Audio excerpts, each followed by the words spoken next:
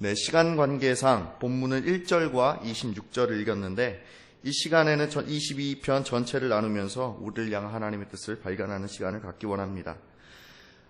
삶을 살아갈 때 반드시 어려움이 찾아옵니다. 때로는 그 어려움이 너무나 크기 때문에 그 고난의 무게에 압도되기도 합니다.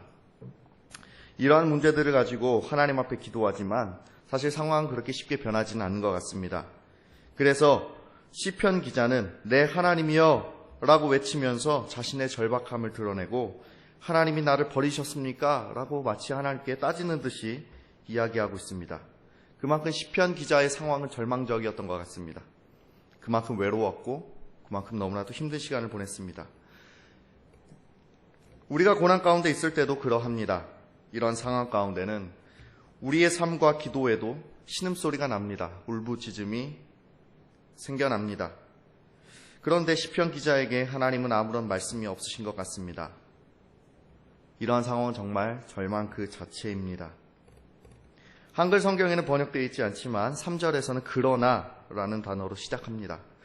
지금 주님은 시편 기자에게 침묵하시지만 과거에 하나님께서는 시편 기자의 조상인 이스라엘 백성들에게 나는 내 하나님이 되고 너희는 나의 백성이 될 것이다 라는 언약을 맺으셨습니다. 그 언약의 기초에서 이스라엘의 기도를 응답하시고 구원하셨던 것을 시편 기자는 기억하고 시편 기자는 하나님의 구원의 손길을 기대하고 그렇게 기도했습니다.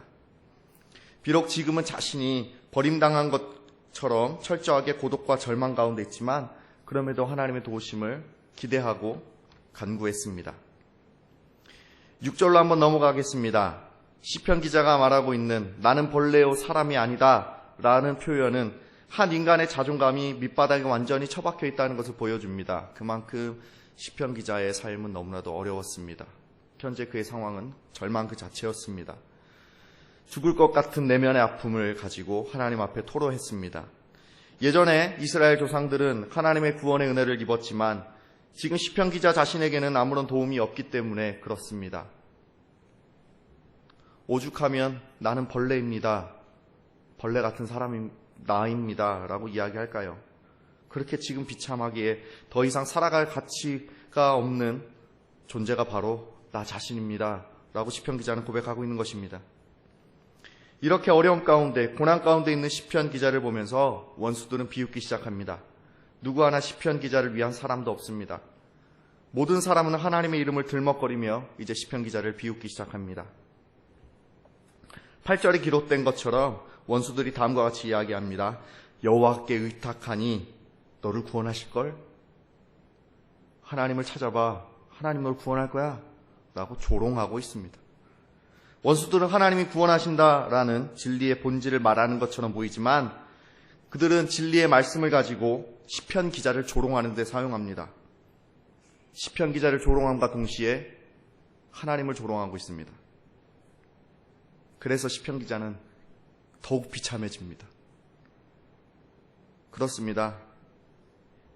이 말씀을 보고 있는 우리의 삶을 비추어 보았을 때 우리도 더욱 비참해지죠. 많은 사람들이 예수 그리스도를 믿는 우리를 조롱합니다. 친척과 친구와 가족이 예수 그리스도를 믿는 우리를 조롱하기 시작합니다. 하나님이 살아계신다면 왜 너의 삶이 이러냐? 하나님은 진짜 살아계시긴 한 거냐? 난 너의 삶을 보았을 때 하나님이 살아계신지 모르겠다. 하나님 널 사랑하지 않을 거야. 이렇게 조롱합니다. 그렇다면 우리가 이러한 상황에서 할 수 있는 것은 무엇일까요? 시편 기자는 절망 가운데서 11절에서 다시 한번 하나님을 부르기 시작합니다. 자신의 삶을 되돌아보면서 유아 시절에 어머니의 품에서 젖을 먹을 때에도 하나님은 안전하게 나를 지켜주셨다고 하는 고백을 합니다. 이미 그 전에 태어날 때부터 자신은 하나님의 것이었다는 과거의 고백을 통해서 지금도 하나님은 나의 하나님이라는 고백을 하고 있습니다. 하나님께 이제 직접 간구하면서 나를 멀리하지 마옵소서라는 간구로 하나님의 직접적인 임재를 간구하고 있습니다. 하나님 나를 도와주십시오 라는 그런 뜨거운 마음이 11절 가운데 기록되어져 있습니다. 더 이상 이제 지독한 고난에 머무르지 않고 하나님의 도우심이 시편 기자의 삶 가운데 가득 넘치기를 그는 원했습니다. 시편 기자는 절망적인 상황에서 하나님의 은혜를 붙잡았고 기도를 통해 하나님께 계속해서 나아가고 있습니다. 그러나 상황은 달라지지 않습니다. 12절에 바산이라는 지역이 나옵니다. 바산이라는 지역은 구체적으로 어느 지역에 있는 것을 어느 지역에 구체적으로 있는 것을 아는 것이 중요하진 않습니다. 그러나 한 가지 기억해야 될 것은 바산은 굉장히 비옥한 토지입니다. 비옥한 지역에서 자라는 소는 어떠한 소일까요? 굉장히 강건한 소일 겁니다. 좋은 풀을 먹고 좋은 물을 먹었기 때문에 아주 강한 소를 길렀던 곳이 바로 바산입니다. 그래서 성경 곳곳에서는 좋은 소를 말할 때 바산의 소를 말합니다. 민수기 32장 14절과 에스겔 39장 18절의 말씀처럼 바산의 소라고 하면 크고 힘센 소를 말합니다. 그런데 문제는 시편 기자에게 바산에 살찌고 튼튼한 소들이 이제 자신에게 원수가 되어서 자기 자신을 애워싸고 있는 모습을 이야기하고 있습니다. 스페인의 전통 문화인 푸우를 보면 튼튼한 황소가 가끔씩 사람을 들이받는 장면들을 가끔씩 보게 됩니다. 마찬가지로 이런 강건한 소들이 시편 기자를 둘러싸서 강한 뿔로 들이받는다고 생각을 해보시기 바랍니다. 우리가 보통 알고 있는 시골 농장에 있는 그런 순한 소를 말하고 있는 것이 아닙니다. 이제 강인한 소가 사나운 야수가 되어서 시편 기자를 애워싸서 완전히 도망칠 곳이 없을 정도로 그를 애워싸고 있었던 것입니다. 절망입니다. 그리고 이제는 황소와 같이 그리고 사자가 등장해서 13절에 사자가 등장해서 원수는 시편 기자를 계속해서 위협하고 있습니다. 소에서 사자로 변했습니다. 이러한 공격에 시편 기자는 최악의 상황에 직면하게 됩니다. 뼈가 어그러져서 더 이상 서 있을 힘이 없습니다. 마음까지 녹아서 어찌할 줄을 모르는 상황이 되어버렸습니다. 완전히 탈진해버렸습니다. 이제 더 이상 그에게 희망이 없습니다.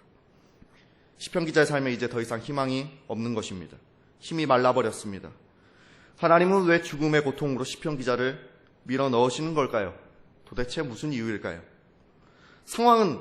지금 상황도 좋지 않은데 점점 더 안 좋은 상황으로 전개가 됩니다. 16절에서 이제는 개들이 시편 기자를 둘러싸버렸습니다. 황소, 사자, 그 다음 개입니다. 왜 개일까요? 시체를 뜯어먹으려고 기다리고 있는 개들이 이제 시편 기자를 애워싸고 있습니다. 시체와 같이 되어버린 시편 기자에게 무엇인가를 얻어야 하는 걸까요? 악한 무리들은 이제 더 이상 아무런 저항할 수 없는 시편 기자를 칼로 찌르고 있습니다. 그 공격은 시편 기자의 뼈를 눈으로 셀 수 있을 정도로, 뼈를 눈으로 볼 수 있을 정도로 악랄하고 잔인하였습니다. 옷도 빼앗아가 버렸습니다. 가장 수치스럽게 원수 앞에 벌거 벗겨진 시편 기자는 그렇게 당하고 또 당합니다. 우리의 처지는 어쩌면 이와 같을지도 모르겠습니다. 사방에서 우리를 공격하고 조롱합니다. 아무런 힘도 아무런 의지할 것도 없는 우리를 잘근잘근 씹어버립니다. 그리고 우리는 무기력하게 그러한 고통을 받습니다. 수치와 치욕에 완전히 노출되어 있다가 더 이상 저항할 수 없는 상황, 앞이 보이지 않는 우리의 인생, 우리의 모습이 바로 이런 시편 기자의 인생과 동일할지도 모르겠습니다. 이런 상황에서 19절에서 시편 기자는 다시 한번 하나님께 도움을 구합니다. 자신의 유일한 희망이자 소망이신 하나님께 구원을 요청합니다. 시편 기자의 유일한 것, 이제 남은 것은 생명밖에 없습니다. 생명을 건져달라고 하나님 앞에 애원하고 있습니다. 이 상황에서 칼과 개 그리고 사자와 들소의 세력으로 위협하는 세력의 위세가 순차적으로 낮아지더니 결국 하나님께서 그의 기도를 들으셔서 21절에 구원하셨습니다 라는 말로 시편 기자의 고백을 이끌어냅니다. 드디어 시편 기자 자신의 기도가 하나님으로부터 응답을 받게 되었습니다. 드디어 하나님께서 시편 기자의 기도를 들으셨습니다. 하나님은 그를 버리지 않으셨습니다. 아무런 희망도 없는 것 같은 시편 기자의 기도를 하나님께서 듣지 않으실까요? 그렇지 않죠. 하나님은 고난 가운데 있는 하나님의 사람을 절대로 포기하지 않으십니다. 때로는 하나님께서 우리를 절망과 고난 가운데 아무런 이유 없이 놓으시는 것 같이 보여도 하나님은 절대로 선택하신 자들을 놓으시는 법이 없으셨습니다. 시편 기자는 구원하신 하나님을 바라보았습니다. 그리고 이제 우리도 구원하시는 하나님을 바라보아야 할 때입니다. 절망 가운데 놓여 있을지라도 하나님의 은혜를 구하며 간구해야 하죠. 하나님은 그 간구를 들으시고 반드시 구원하십니다. 왜냐고요? 하나님은 선하시기 때문입니다. 시편 기자는 하나님께서 베푸신 구원을 체험한 후에 자신들의 형제들에게 하나님의 이름을 선포하기 시작합니다. 22절에서 26절에 찬송이라는 단어가 4번이 나오는데 계속해서 회중들에게 하나님을 찬송합니다 라고 시편 기자는 하나님을 찬송하고 높입니다. 그의 기쁨은 매우 큽니다. 왜냐하면 가장 지독한 고난을 맛보았기 때문에 그 고난 가운데서 자신을 구원해내시고 구출해내신 하나님의 은혜가 얼마나 큰지 모르겠죠.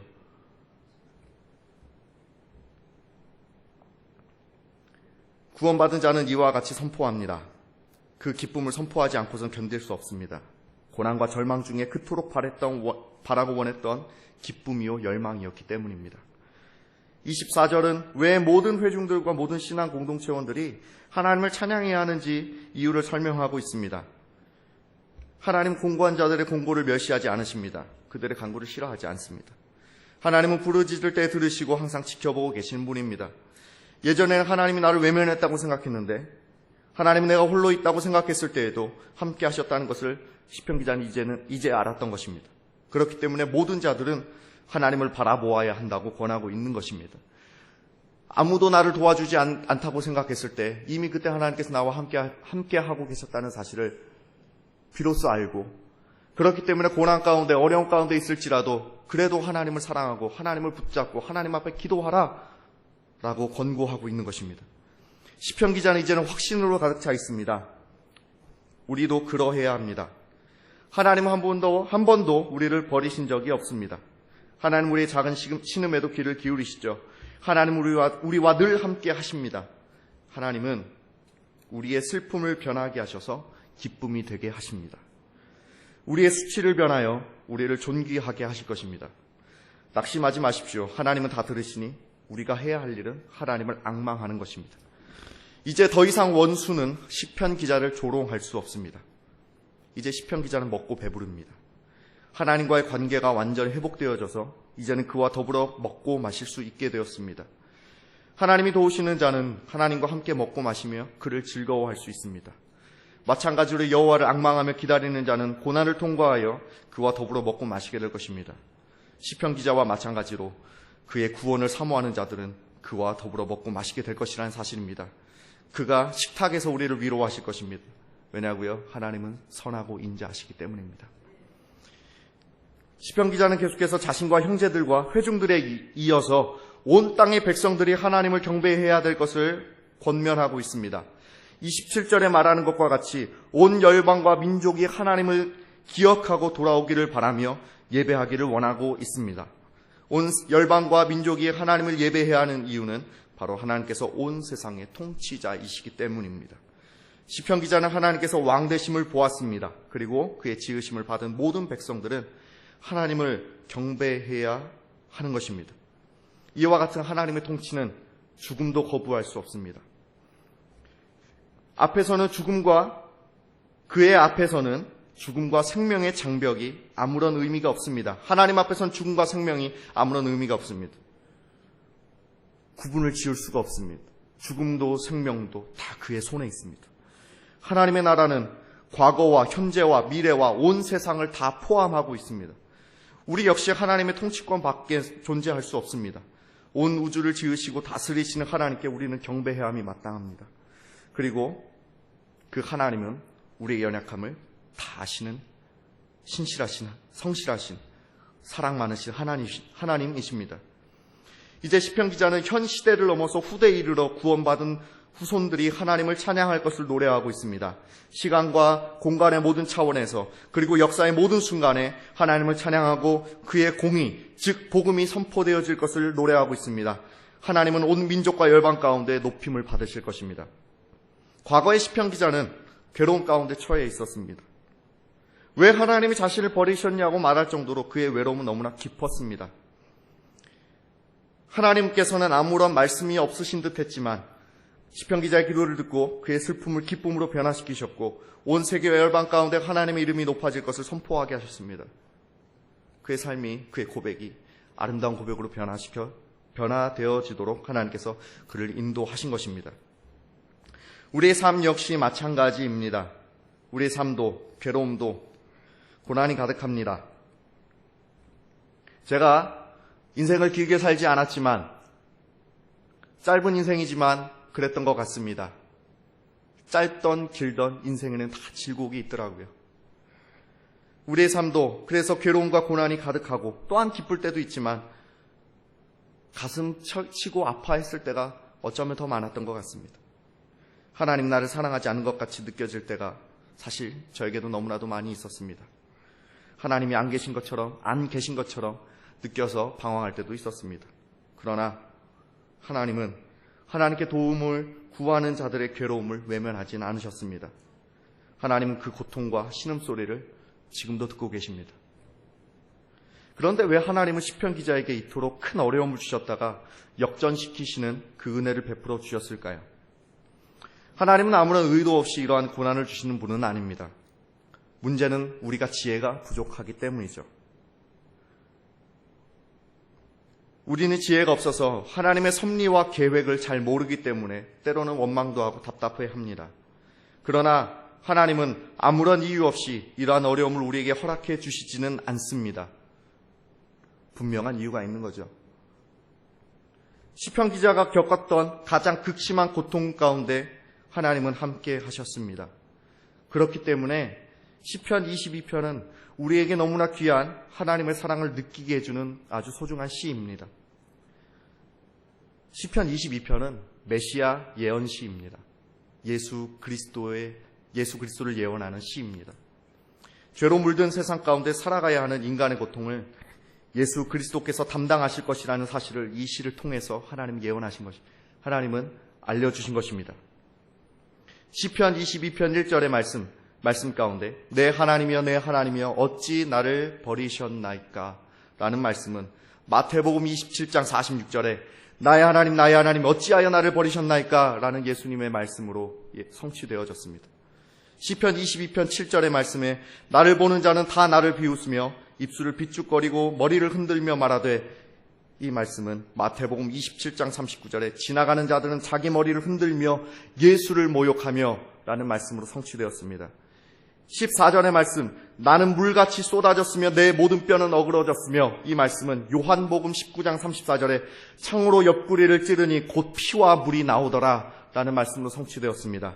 16절의 말씀 악한 무리가 나를 둘러 내 수족을 찔렀나이다 이 말씀은 누가복음 23장 33절에 해골이라 하는 곳에 이르러 거기서 예수를 십자가에 못 박고 라는 말씀으로 성취되어졌습니다.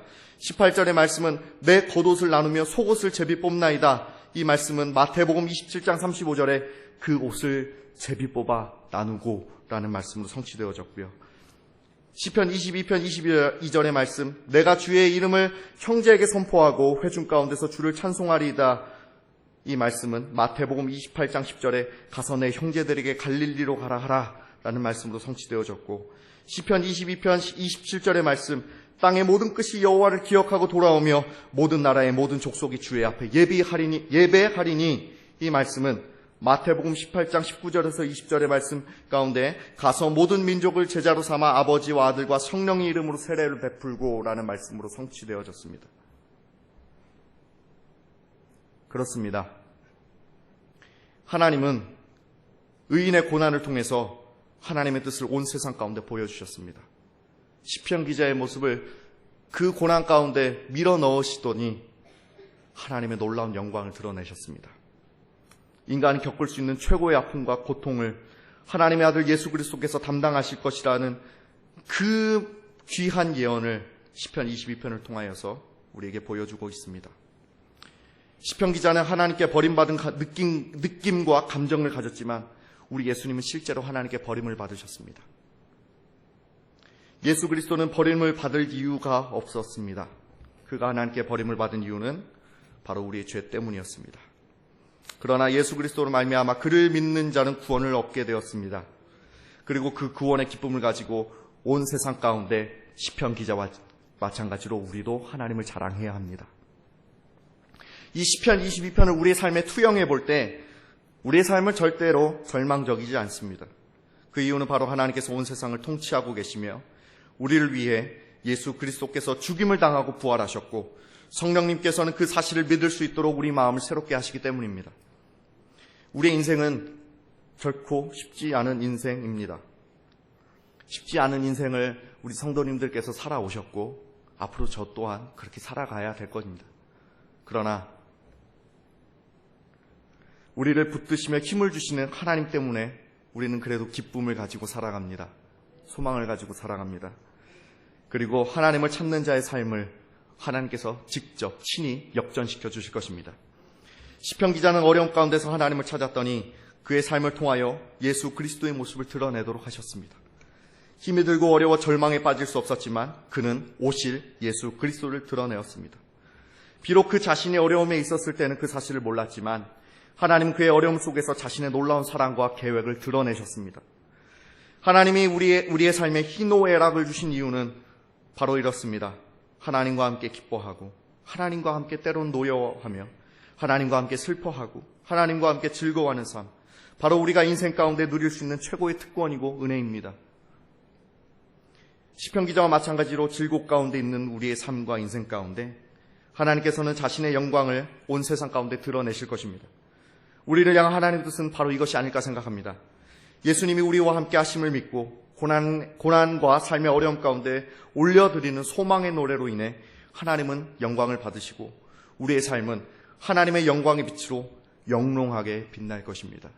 기도하겠습니다.